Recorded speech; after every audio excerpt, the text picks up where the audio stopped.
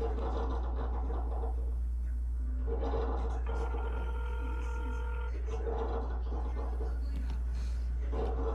to Welfare Bank. This is Sarah. How may we help you? My darling Sarah, it's Liara. I'm really glad you answered, hun. I needed to get my balance, and I would have brought my belongings up to Seattle already. I had a Penske ready, but my life's been in such grave danger in Siskiyou County. Sarah, the gang stalking by police is on a level I've never experienced. It's every few minutes. I have to keep walking, and I can't be on any corner or even a business too long without an illegally authorized 5150 where the paramedics are seen driving by me constantly. I'm evading the paramedics and the crooked police who've groomed me as incompetent, who's now a danger to others after Cowlitz County Supreme Court locked me up for 24 days on forced antipsychotics against my will and involuntarily when I had the U-Haul. No, you wouldn't believe. I've been so messed with. All I can say is I really want to get my stuff back into Washington State, Northern Washington, not because I need the safety of Seattle police and I need my Bellingham babies. I don't know what I'd do without my Bellingham police. They are my gods, my saviors, my heroes. They've been with me everything from when they sabotaged my water dragon mural up at Coal Pad and Glacier. These cops have been with me since I went to Idlewild, came back there, and they'd see me get gang stalked everywhere I go before this use of deadly force, and they've groomed me into an incompetent.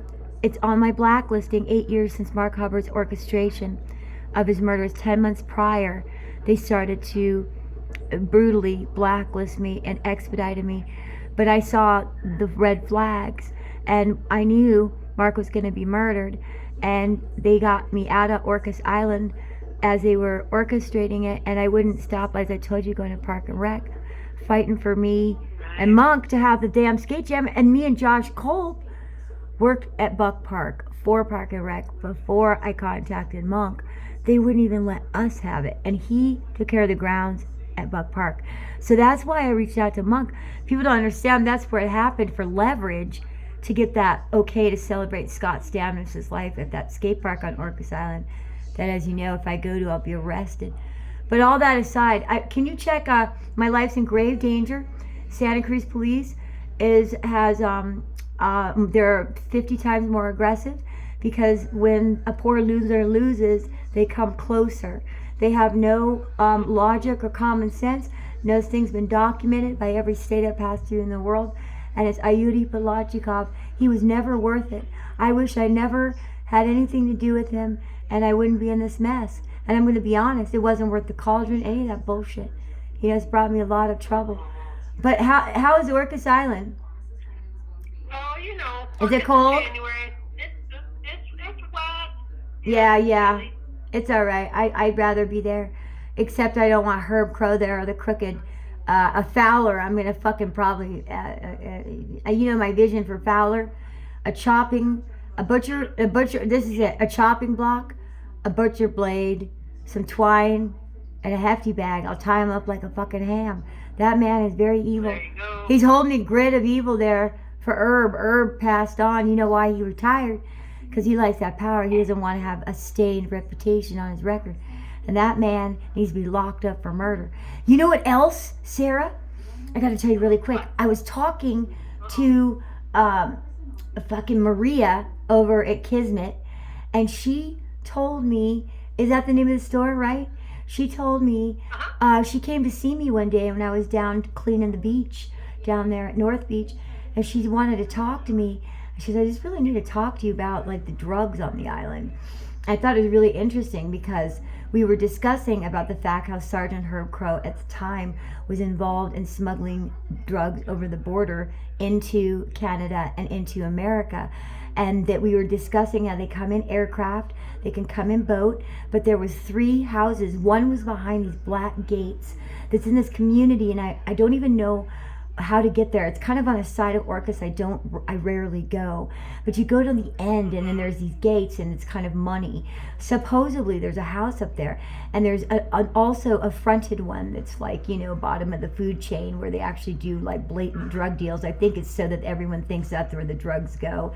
I think it's some sort of like Hollywood you know, fucking prop. But all that aside, no, there's two houses that are very wealthy, and they have like, you know, they come and do $500 million, like massive $1 million deals, and they're flying over from every state, and it's like they all come together, these massive dealers that have like, you know, they're at the top of the compartmentalization. These are the big dealers, and they come to Orcas, and me and her were popping it. And I'm telling you, after that I noticed that gang stalking got even worse, and I know what's going on. There's a drug ring going on there, and with the borders, and I know about that too. And there's so much crime going on Orcas. There are murders. Like my mom's Asian friend was murdered. I guess she had an aneurysm or something, but she was thinking about even leaving her husband. She's Asian. I forget her name. One of my mom's really good friends. We know she was murdered.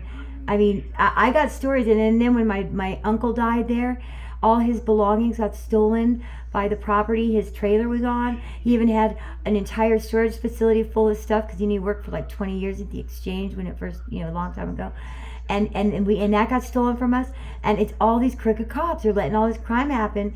And that sacred little island is not so sacred and sovereign like Maui anymore. And it's very sad. And all the light workers, you hold the grid, but it's very sad because our sweet little island is no longer so sovereign, even in winter. And I just pray that I get the skate park back one day. But what's my balance? Can you tell me, babe?